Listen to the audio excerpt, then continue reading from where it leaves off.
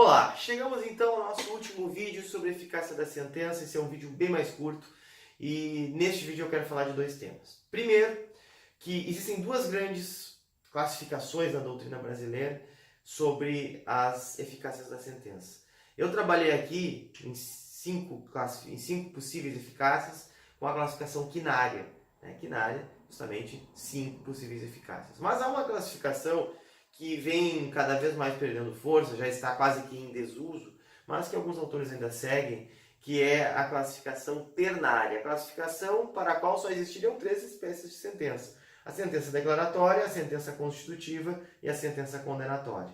E para os seguidores da teoria ternária, depois da condenação, o que ocorre no plano prático é só efeito da condenação. Então a eficácia executiva e a eficácia mandamental seriam quase que assim subsumidas dentro da eficácia condenatória.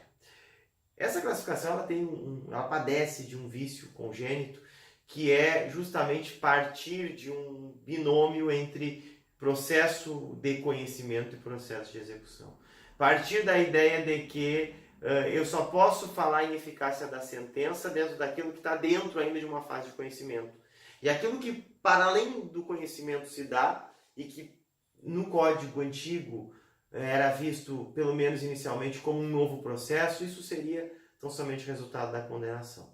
Mas aqui, sem querer aprofundar muito no tema, pois como eu digo para vocês, é uma visão que já está bastante superada, nós conseguimos ver claramente, e até pelo que o atual CPC não faz mais essa cisão, processo de conhecimento e execução, nós temos um conhecimento, um processo uno, com uma fase de conhecimento e com uma fase mais voltada a operar no plano prático, que realmente são 5 as eficácias da sentença e que isso é muito importante para demarcarmos as diferenças entre as situações de direito material.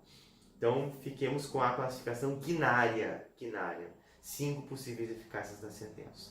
Bom, daí eu quero partir para o tema final, que é a famosa teoria da constante 15. Que é uma teoria que foi desenvolvida por Pontes de Miranda, que disse o seguinte: olha, não existe sentença pura.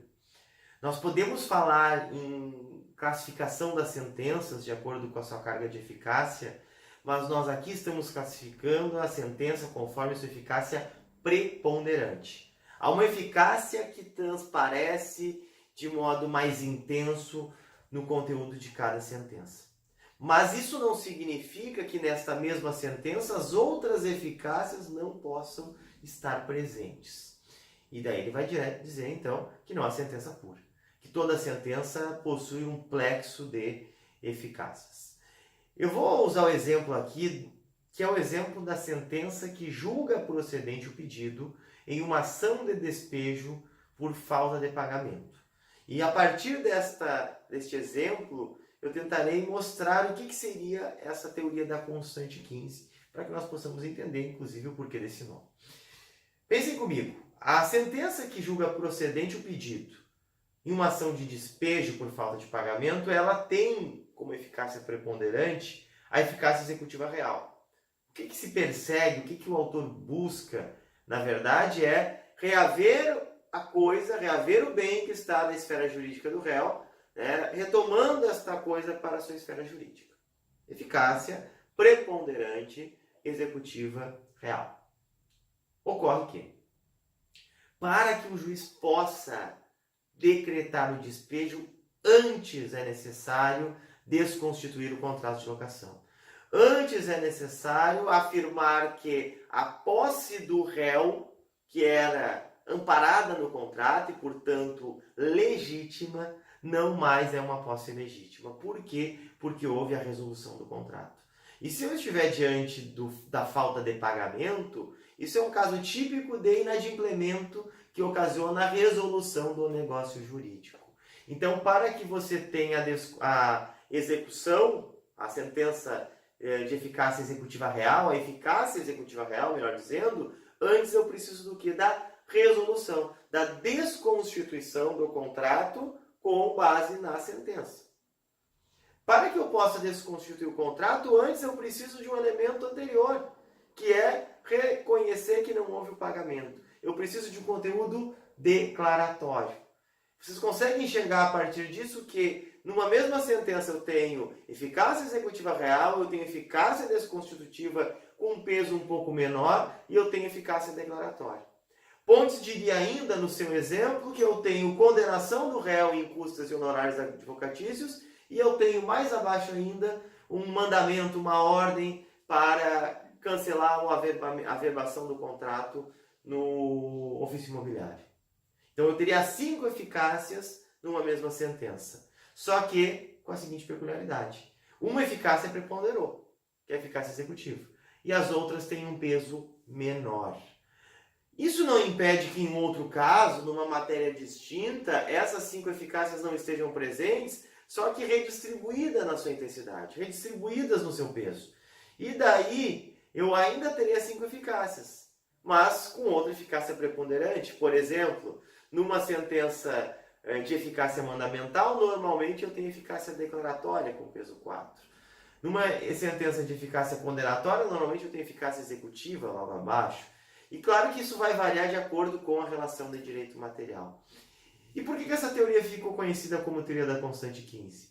Porque Pontes vai dizer, a eficácia que prepondera dentre as 5 é a maior. E a eficácia preponderante significa peso 5. Então, no meu exemplo aqui, a eficácia executiva real tem peso 5. A eficácia desconstitutiva tem peso 4. Ela é a eficácia que a gente chama imediata, que vem logo após aquilo que prepondera.